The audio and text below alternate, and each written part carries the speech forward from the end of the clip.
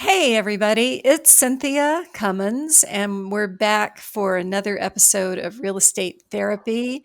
As many of you know, I am not a licensed therapist, but inevitably, therapy becomes part of every real estate transaction. Hence, the name of my show. And I'm excited today because I have two husbands of realtors with me. Um, and we're going to talk about a topic that doesn't get talked about a lot, which is what it's like to be the spouse, the poor, suffering spouse of a real estate agent. Um, so maybe before I introduce you, I am going to say that before I was a real estate agent, my boyfriend became a realtor.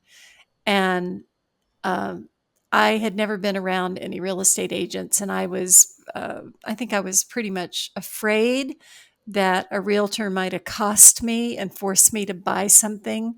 Never mind that I didn't have any money um, and or wherewithal to make a purchase, but I was frightened to death. And he um, he was invited to a pool party as a new agent, and I went to this pool party. It was over in San Leandro in the East Bay of the San Francisco Bay Area. And what a cast of characters there were. There were all these real estate agents there from his company, and it was like a Fellini movie or a Tim Burton film, like all different shapes, sizes. Um, they were all truly a bunch of characters. And I was so overwhelmed that I actually swam. I got in the pool and I swam while everybody else was, having cocktails and talking about real estate. Now, later on, I worked with all of them and came to know them really well and came to really love them. But I definitely had my doubts about this whole real estate thing. And 35 years later, um, I I just know I see that look going back and forth between spouses of agents sometimes when we all get together and we're talking. And um, the memory has faded a little bit, but I know how strange it can be to be in your position. So after that long-winded introduction, maybe you can introduce yourselves, and let's start with Sergey Andruha. Um, Yeah, Cynthia. I don't know if it's unique, but I am in a position in which I was actually a mortgage broker. And interestingly enough, I ended up hiring my now wife um, about 25 years ago, probably. Um, mhm, we were running a small company in the San Francisco Bay Area, in San Francisco specifically, that dealt with first-time home buyers. And we discovered that in order to capitalize on all the people that we were bringing through for our home buyer education, it would be beneficial to have a real estate company as well. And mhm, so we went shopping for a real estate agent, and that's where we ended up hiring Amy. And at the time, there was no romantic relationship whatsoever. But what I'm trying to say is that as a mortgage broker, uh-huh. um, I know her business, I know your business intimately. I know it. I would like to think I know it as well as you do, but I'm very familiar with it. But the world of real estate and the world of mortgage is very, very different from each other. So we've been doing business together as partners for probably 15 years, and then since I've left the mortgage industry altogether, we've done some business together. I became a handyman in San Francisco, so Mhm. also another related industry, as you know. I Um, do I do know a good handyman is really hard to find. And in fact, yeah. my now partner is a contractor. So, Okay. There um, you go. Now you understand. although he doesn't make himself available to my clients, it's very discouraging. And how about you? It's Darren Plaisance, right? Plaisance. Very, Plaisance. very good. I'm Very not good. very good at that, but It's all right. Few people are. Um, so my background is actually corporate finance. I have never worked in real estate. I've never worked in a tertiary realm of real estate. I mhm, know a lot of realtors. I know mortgage brokers, but I'll stick to my lane, which is corporate finance. mhm, So I am actually a director of financial planning for an IT company here in Charlotte. great. My wife, who I've been married to for 34 years, got into real estate about 10 years ago. Mhm. After both of our kids have gotten through high school, getting into college, left the house, and she said, I've always enjoyed looking at houses. I think that'd be an interesting career move. Mhm. And so she was a teacher at the time, developed a big network of folks within the school system, of course, got into real estate and learned very quickly it's not a job, it's a lifestyle. Right. It's a lifestyle. Yes, And for I can sure. appreciate your title of real estate therapy because there's oftentimes I hear her talking to people off a ledge. So it's a real thing. Yeah. Talking people off a ledge. But here's a question for you, for both of you. How often do you find yourself talking your spouse off a ledge when they're in the middle of something difficult in their real estate world? So for my side, we talk fairly frequently. She's obviously an independent contractor. I feel like I'm her CFO, right? So I Mhm. make sure I'm in tune with what's happening in her world because it impacts me financially as well, right? So when there's challenging transactions, which they're out there, I try to calm her down at times, right? Give her Mhm. my perspective, and she listens sometimes. Sometimes she doesn't. That's her prerogative. Mhm. It's 4 years of marriage. We've learned to get through that, right? But certainly, I can sense her frustration at times and try to alleviate that a little bit. I more am comic relief more than anything, I should say.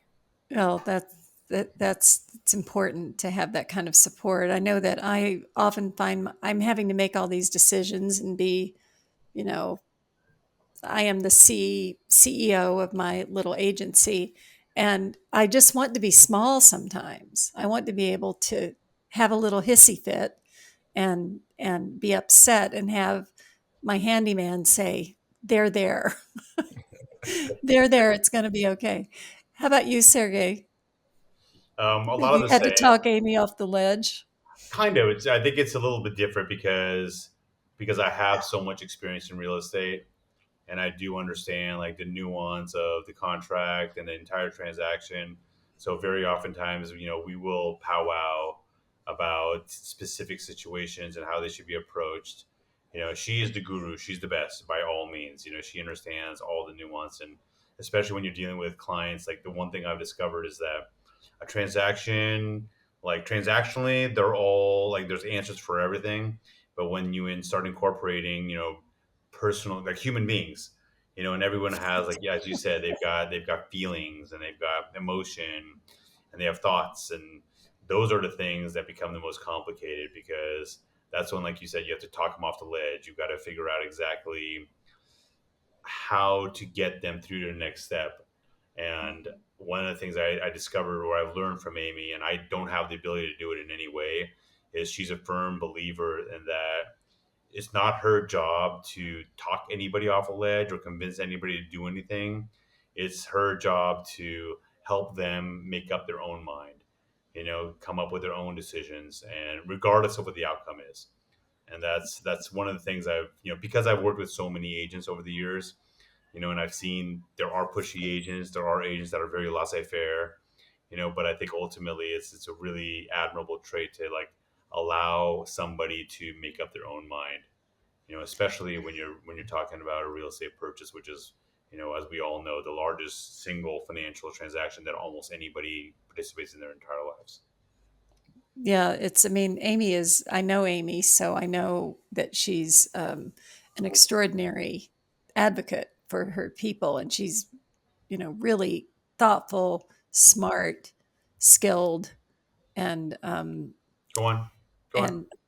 and, and she doesn't have like me, we don't have an agenda. No. We've learned that, uh, the truth is going to, we want to get to the truth, whatever that is, and we want to support our clients. Mhm. Um, but it is, this brings up something for me, is that, people have had experiences with pushy, aggressive agents who have, dollar signs in their eyes. Just, it's like, um, like Elmer Fudd, or not Elmer Fudd, like in some cartoon character where they see a person, and or another character, and so let's say they're hungry, and I'm not describing this very well. No, They I understand see a exactly what you're saying. they see a character, and they're thinking, "Oh, there's my dinner." You Right. To know, pray. Yep. um, do you how do you feel? Have you observed your spouse being regarded by some person as just another pushy real estate agent? Has that ever come up for you? I Um, think once you talk to Michelle mhm. and her partners, you'll come to realize very quickly that they're in it for the best interest of their client. Right, They're not pushy. right. I have seen her, you know, help convince someone that this is not right for you because it's going to be X, Y, and Z in the long run. Let's find something that's right for you. Yeah, So I don't think she's ever been accused of being a pushy agent that I'm aware of. Agreed. She always, the feedback I'm always hearing from people in transactions, that it's like working with a best friend kind of thing. Someone yeah, really had my interest in mind. yeah, Agreed. yeah, And I think that's also a characteristic of success. Because what oftentimes I've found is that people agents that are struggling, that haven't established a business, that I mean, you guys have bills to pay. Like, and when ultimately, when your back's against the wall, you start making, like, that's the time when people start making bad decisions. So, like, ironically, the most successful agents are probably the best agents by virtue of not having any level of desperation. So they can walk away from a transaction. They can be completely subjective. Like, they can make good decisions yeah. or help Their you make boat good. will stay afloat. Even, their ship's not going to sink over this one deal, Yeah, right? and that promotes success as well. All right, Yeah, it's just like everything else in life, right? The more successful you are, the more successful you you become. are. Right. I remember when I was a new agent, there was one uh, real character in my office, and she was having a really tough year. Like, she hadn't sold anything the whole year, and then she had this big deal in escrow, and it was, um, at the time, it was like a $4 million house, which would be, I don't know, $20 million house now. And she was just counting the days till the closing, and then something went very badly wrong. It actually was a real estate transaction that made the news because Oh, of some problems to do with, San Francisco people will recognize this, an underground fuel storage tank. And this particular house had an underground fuel storage tank that was discovered like the day before closing, because it was raining hard and oil was leaking into the bottom of the house. And, so she had to wait another 3 or 4 months for her deal to close. Poor woman. well, she's Um, lucky that it closed. she was, well, it was a house it was a house in a very prestigious neighborhood up on Broadway, which some people call the Gold Coast. And when they had these underground fuel storage tanks, at least back then, they didn't have a limit on how much money you could spend to remove one, and you had to remove them. They ended up digging up the whole street. They dug up the whole street to get at this tank and follow all the leaks that had happened. Anyway, um, I don't know why I went off on that tangent, but Okay. the that was, there's always these nail biter moments when in these transactions where you're waiting to hear which way the wind's going to blow. What is going to happen? What problem do I have to solve now? What Mhm. bad news do I have to deliver?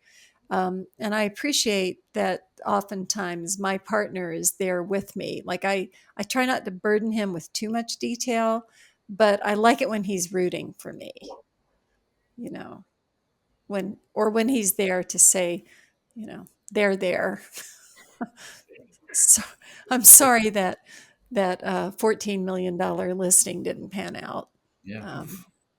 I'm talking big numbers here. That's all, um, uh, you know, watch watch what you wish for, or anyway. Well, I've always found that the bigger transactions are the fastest and the smoothest. Ironically, it's the tiny ones that are dangerous and toothy. Right.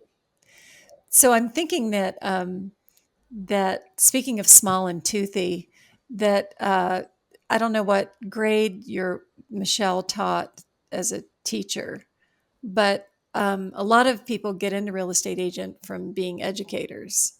Um, and what is there? Do you see a transfer? Is there something that applied? Patience, maybe. So she was the middle school, right? Oh, Um, so Oh, little, tough. you know, a bunch of little brats, if you will. mm, But it teaches you patience, I believe, in getting into real estate. Again, I don't know that she really understood what she was getting into when it happened. mhm, She went through real estate school, wound up with a firm here in the Charlotte area. Met some good friends that she stayed with a couple of folks now. They're a partnership for the last probably 9 years. mhm. But I think what transfers from education to real estate is probably patience. You have to have patience. You have to have understanding. You have to have compassion. Yes. To the point Sergey made, these transactions are quite often the single largest transaction this individual is ever going to have, right? And they're scared. And oftentimes, when something doesn't go quite right, who do they lash out to? Oh, yeah. At the person who brought them to the house, right? Right. So patience and understanding, I think that goes a long way. Yeah, definitely. What was when you were interviewing for the realtor on your team, Sergey, was had Amy was obviously a real estate agent by then. She Um, was. I mean, real estate is all she's ever done. You know, she started real estate incredibly young. I don't even remember. I'm guessing probably when she was 16 or 17, she started as a receptionist at a real estate company. And wow. then when she was 18, she started selling real estate down in Southern California. And I'm sure you've already heard her story, but basically she was looking to get out of real estate altogether by the time she found us. And the only Mm. reason why she found us is because real estate was right next to the record store in the job postings in the newspaper. Oh, So really? Oh, yeah, wow. so and yeah, she came our way, and she's been doing the exact same thing the whole time. Mm, So as you probably know, she doesn't actually actively practice real estate right now. She runs a company. She acts as a mentor. She's got several agents working for her. mm. But that's what she's been doing since day one. Wow.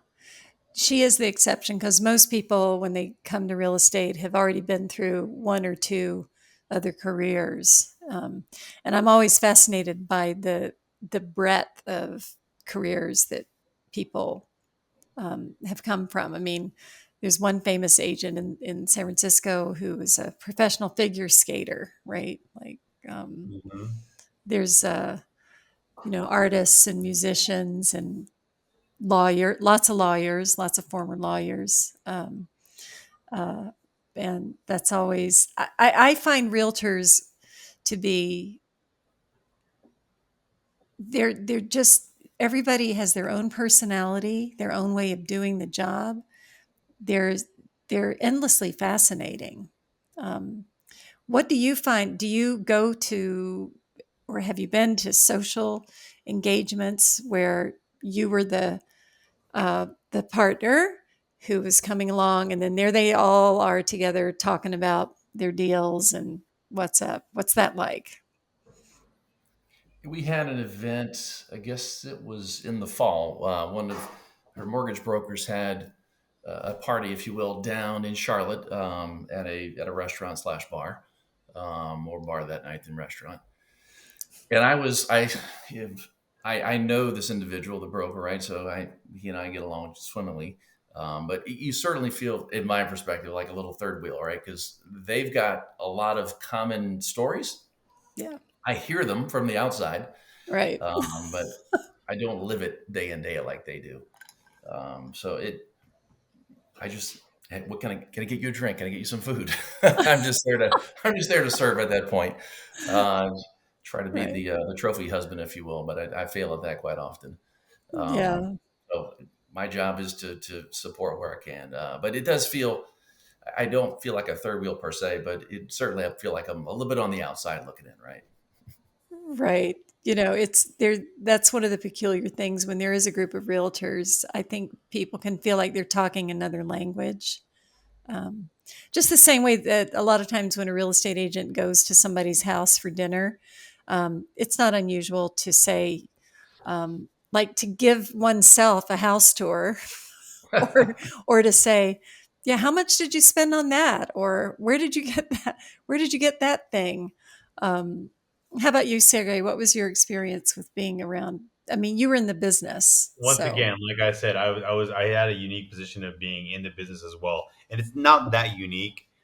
In my office in San Francisco, there were two other guys that were also partners of realtors. mhm, And so living working in the city, absolutely everybody. Like I know the greater majority of the performing realtors. There's the 80-20 rule, right? And right, that doesn't hold true anywhere more than in a real estate office. 20% of the agents do all the business. So I knew everybody. When I was in the mortgage side of the business, I was constantly like Amy and I would go to real estate events, and I would be trying to get business, obviously. And then once I transitioned to being a handyman, then people would approach me for business. It was actually very right, interesting because as a handyman, agents really wanted and needed me because I was in short supply. Whereas as a mortgage broker, there's plenty of agents, a lot of mortgage brokers out there. So it was like agents usually stuck to their own people. But to be honest, with most of the parties and events that I went to, 9 times out of 10, what I ended up doing was socializing or holding down the spouses. right, Because it right. is a very unknown space, and I understand how that could be as well. So agents like to talk to agents. I mean, that's like you get two real estate agents together, and all they want to talk about is the transactions and about the market and what's happening. It's a very comfortable language for them. They're obviously very good at it, and the coolest thing about, in my opinion, about being a real estate agent is that networking is very, very profitable. Mhm. So like, whereas like if you were a banker, right, talking to other bankers doesn't do you any good. You Right. know, Yeah. The construction workers talking to other construction workers doesn't do you any good. Realtors talking to other realtors does you a lot of good. It's a Right, relation. especially if you're trying to find a handyman and you can get the name out of another real estate agent. Well, more than that, I mean, good agents do good agents want to work with good agents. And Yeah, everybody knows, okay, that's a scrupulous agent. They do a really good job. They review their disclosure packages properly. They communicate well. That's somebody I want to work with. And that's what I've discovered is that that's the way the real estate world works. So you get a room full of agents together, and all they want to do is talk about real estate. If you're not on the level, you're not part of that conversation. now I have tried to, like I had dinner recently with another agent and his wife, and then my partner and I. And the other agent, he kept steering into real estate to talk about it, and I kept trying to change the subject, like, trying to wrench that away, because I could see the eye contact going, like they were going, oh god, here they go, off on some real estate horror story. um, I try to be mindful. That which brings up another thing. So I so my boyfriend back when he became an agent, and after the pool party, I became an agent, and um, and then we worked together for many years. We married. We were working spouses with a real estate partnership, and I think it's actually one thing that eventually wore down the marriage and made it so that I had to make a change. Was that it would be with us first thing in the morning, like just get out of bed. I haven't even gotten a cup of tea, and we're talking about some deal or some call that has to be made. And if we went on vacation, it would follow us. If we you know, if the phone rang, he would always answer because it was money on the line. So it was hard to keep boundaries. And I kept trying to erect boundaries, and he kept knocking them down. Do you have any boundary issues, or how do you work with that in your home life? So I would say that she does a pretty good job of not bringing it up 24/7, right? There's times where I get out of bed in the morning, come downstairs, make a pot of coffee. She comes down 30 minutes later. "You still sleeping?" "No, I was answering emails all morning." Just she does it not in front of me, which is good. Right. It does follow you to your point. Like I mentioned, it's not a job; it's a lifestyle, right? We go on Yes. vacation. She'll get text. She'll get inevitably as soon as we land in a foreign country. A customer from 5 years ago will call her. "Hey, I'm interested in blah blah blah. Can you set up a list, an appointment?" Like she has great partners; they take care of that stuff when Right.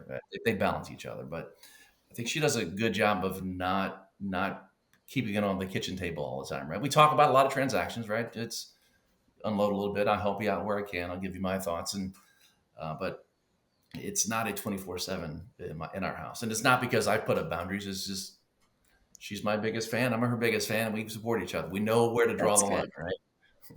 That's good. That's I like that, not having it out on the kitchen table. Um, Mhm. and for any of you realtors listening, remember this when it comes to your loved ones. Try not to have it out on the kitchen table all the time. Um, I know my kids who grew up with it were pretty good at kind of tuning it out. Um, and so far, neither one of them is showing big sign of wanting to get into the business, but who knows? um, That's funny that because my daughter made it very clear that she has no interest whatsoever in ever being a realtor, period. And really, it's because it's it's a full-time job. Like a lot of agents get in the business thinking that, hey, you know what, if I close a transaction, it'll be like all this money and I can, buy a new car or go on a vacation and it's really easy and it's like it's not that much work. But the difference between being a non-productive agent, a good agent, and a great agent are like 20 to 25 hours a week, it's at for each sure. level, and the one thing that we struggled with for a very, very long time was Amy's very, very committed to her clients. Like if and when she had a phone call come in or an email or anything happened, they were number one, period. It was always, so like it was difficult for us at times because she always prioritized her clients, which is why her referral business is crazy, and to this day she continues to get people that want to work with her even when she's not working anymore, because she was unilaterally committed to her clients and doing, the best job she possibly could, and we struggled with it and it was, but we made adjustments over time and now obviously there's no problem with it anymore. Yeah, You feel like early on in the career, if you're committed to it, right? If you want to be a part-time agent, it's not going to work. It's never going to work out. It's not a part-time you're gig, not going to right? make it, right? Exactly. You're not going to make any money. But early on, I remember she was like, in the middle of a transaction and get a text from the other agent like at 11:30 at night, and she felt compelled to respond at 11:30 at night. Yep. And I would fuss and say, your response is not going to do anything between now and 7 o'clock tomorrow morning. Just wait until the Right. morning. You're killing yourself. I think Yep. over time, that's a hurdle she cleared and got a little more comfortable. That can wait. That can wait, right? But early on, it's a 24/7 job, and it really is. It never. It's a lifestyle, like I keep saying. Yeah. Yeah. I mean, sometimes people, I mean, I hear from people all the time who are thinking, oh, yeah, I'm going to get my license and um, I'm going to raise my 4 children and work from home. Right. Or I'm just going to work on the weekends. And aren't those houses pretty? Well, they're in for such a surprise. I mean, And you just work around your client's schedule, right? absolutely. And I mean, I have learned over time to try to um, educate them about how it might be better to let's talk about this in the morning. Don't text me at 9:30 because I'm an early riser. I fade early in the evening. I'm not at my best. I try to establish a cadence with them about, what are the boundaries? When is a good time?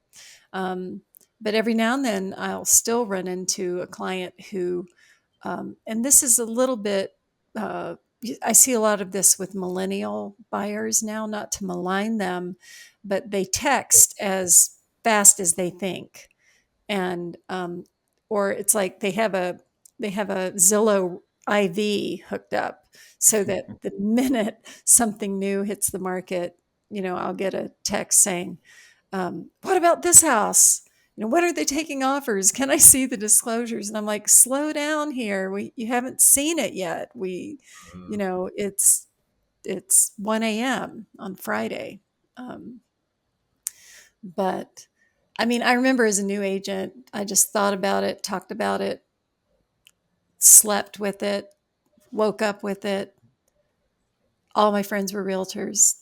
It's and luckily, my boyfriend, then husband, was also an agent. Um, I have learned now to try and have some respect for my non-realtor partner, so that he doesn't have to suffer too much. Um, but there's still times like I had just the other day, one of my agents had a crisis that had to be solved before the property recorded at 9 a.m. So I was on the phone with her at 6:30 in full on alarm mode, trying to work out the little problem that had arisen. Um, but yet, because there's all these real estate emergencies, right? There Big are. bucks, That's right. right? It's the nature of the beast. Yeah. What surprises you most about um, living with a realtor? I don't think I can't answer that anymore because I've been living with her for such a long time, and nothing really surprises me honestly anymore. Um, Mm. and it just feels like normal behavior, and so I'm gonna have to pass on that question. I think it doesn't surprise me anymore because she's been doing this for 10 years. We've been married 34 years. So not a lot that surprises each other anymore. But I think when she first got into the business, probably the first couple of years, what surprised me more about the business and not so much her was customers have just demanding aspirations and the expectations on their realtor is ridiculous. Like these people need to, you're a human. Right. This is Thank you. calm Thank you. down, people. We're going to get through this, but calm down, right? Just the late night text or phone calls, to your point, right? Just Yeah. I need to see this property like now. No, you don't. All right. It's going to be there tomorrow. We'll set up an appointment and take care of it, right? Just that surprised me about the business more than anything. And she handled it fairly well. I mean, early on, she was reacting. And I think with some experience, you learn to when do I need to be serious about reacting? When can I calm this person down and we'll take the right approach? But I was not expecting that when she got into it, just how demanding these customers are, you know? Yeah, it is a little bit shocking. I mean, I remember when mobile phones were relatively new, and I could see where that was going to go, right? With the real estate business, I could see how it was going to impact me. And I had a client who, so what I was doing for about a year or two was not giving anyone my mobile phone number, right? So, and I had a client who was just outraged, so upset. I mean, it hadn't actually been an issue, but that I would not or had not given him my mobile phone number was freaking him out. He said, you know how to reach me, but I can't get you if I need you. Right. So Mhm. that's when that wall finally toppled. I said, okay, here it is. You've got it. Use it Yeah. judiciously, please. Um, It's funny because to that point, I remember when cell phones came out as well. When I was in as a working as a mortgage broker, I remember when I got my very first cell phone, I thought that it was going to buy me freedom. I mean, I was so excited. I remember telling everyone, now I can leave the office and I don't have to be I'm not strapped to the desk anymore. Back then I was younger and I had like a ski boat and I would go skiing during the day. I was like, this is totally great. And then I quickly realized that what it was actually handcuffs. And it meant that the office came with me 24 hours a day. And Yeah. the same thing with the agents, right? yep. And now with the world of Zoom, it's even more right now. Not only do you have voice and text, now you can actually do walkthroughs on properties. You're constantly a video call away from like a face to face meeting, and there's no Yes. limit on what time or where. It doesn't matter if you're on vacation in Hawaii. You can still have a quick Zoom call, which turns into a 45-minute call, right? Never quick. Nothing quick about it. There's no No. such thing as a quick phone call. I mean, I feel like there's always a 10 to 15-minute warm up, where you just talk about the weather and the kids and all these things before you even start talking about the actual transaction. And then there's a cool down, which is another 10 to 15 minutes. So, yeah, that's the Yeah. world we live in. Whereas before we had this technology, I remember going after I'd been in the business for 2 years. I'd had a really good year, and we, my boyfriend and I, went to Italy on a vacation for 3 weeks in Italy. There you go. And preparing to leave, it was like we were going to the moon. Like, we had to say goodbye to all our friends and family, all our clients. Every deal had to be um, transcribed, all the details explained to the agent that was covering, right? I mean, Hmm. I felt like I had a stake in my heart as I was heading to the airport. But then But once I was gone, it was great. It was great. I Nobody could reach me, and that's nigh on impossible now. Now, um, forget it. It follows you. That's right. unless And you have a good partner, obviously. that's right. I mean, the other thing is that there's an old real estate saying. I know you've heard this, that if you don't have any business, just plan a vacation. You don't know how true that is. Yeah. It's Well, what she Yeah. what had her best year 2 years ago and probably traveled, I think we counted 7 or 8 trips, a couple across the ocean, had Mhm. her best year. Right. yeah, applies from the Whenever the professional. pipeline gets a little light, her partners tell her, Michelle, go on vacation. We need some business. And pop, there it is. Yep. Yep.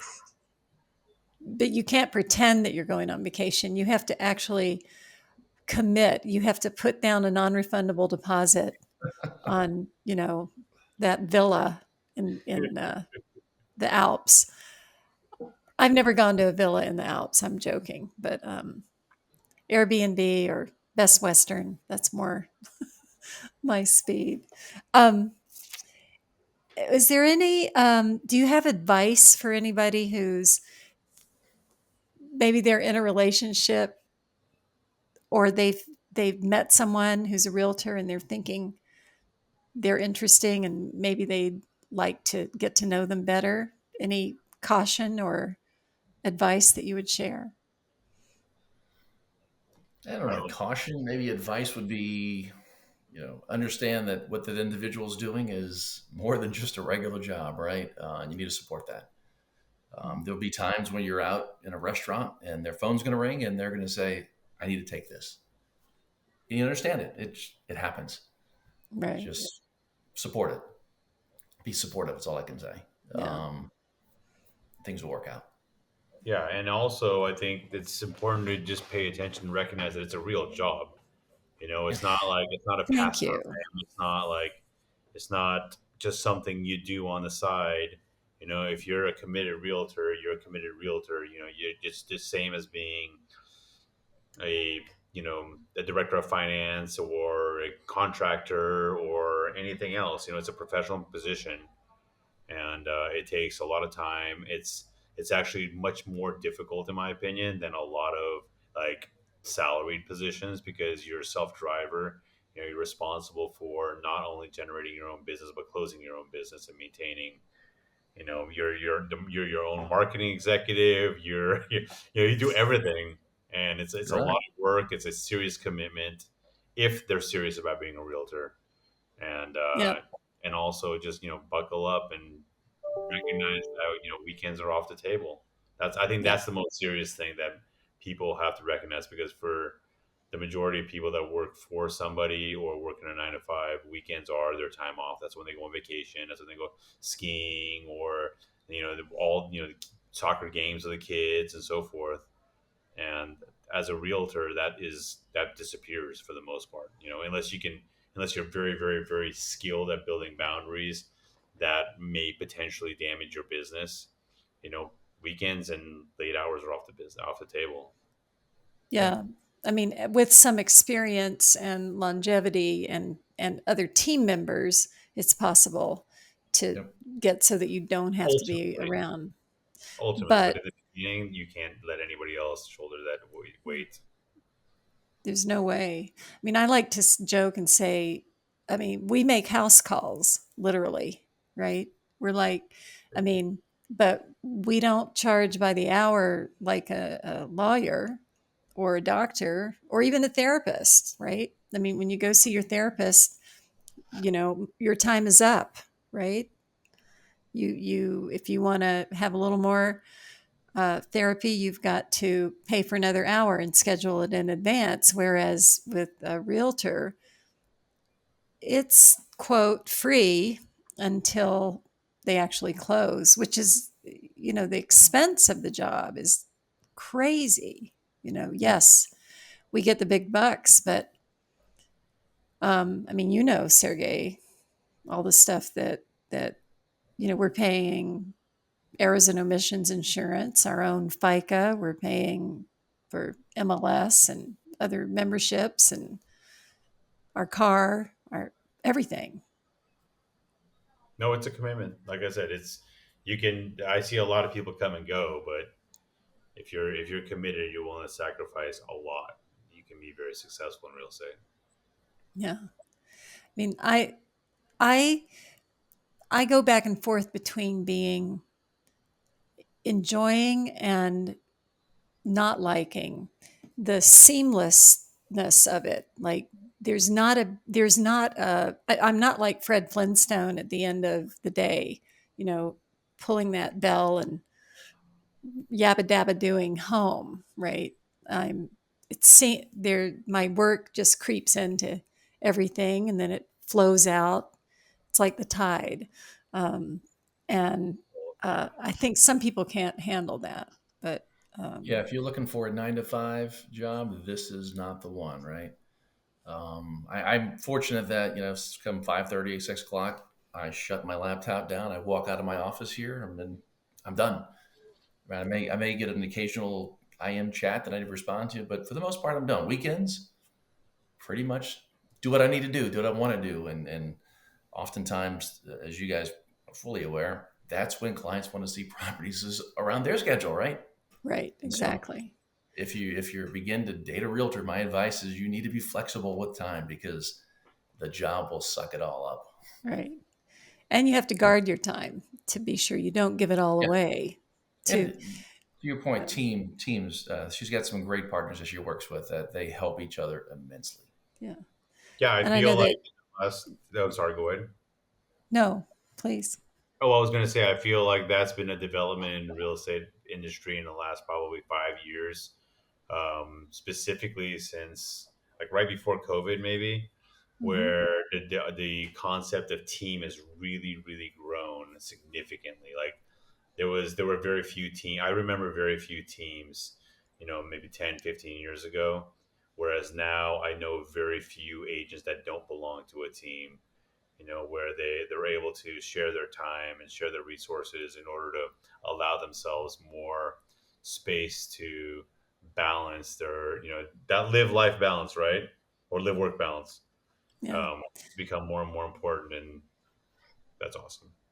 And Yeah. also, last thing I'm going to say is if you want to get involved and get interested in real estate and you want to start, then there's no better way to get started than joining a team as like a junior associate.